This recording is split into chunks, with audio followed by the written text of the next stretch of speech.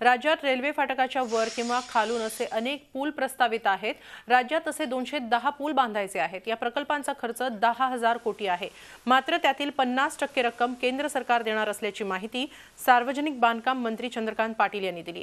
केंद्रीय रस्ते वाहतूक मंत्री नितीन गडकरींनी महाराष्ट्राला दिलेली भेट असल्याचं पाटील यांनी नमूद केलं। मुख्यमंत्री आणि गडकरींमध्ये या संदर्भात सामंजस्य करार करण्यात आलाय। हे काम 2018 पर्यंत पूर्ण करण्यात येणार आहे। आज केंद्राने खूप मोठी भेट दिवाळी नसतानाही पाडव्याची म्हणून महाराष्ट्र शासनाला दिली की ज्याच्यामध्ये 210 जे ब्रिजेस महाराष्ट्र शासनाला बांधायचे होते त्याचा खर्च 10,000 कोटी रुपये येतो।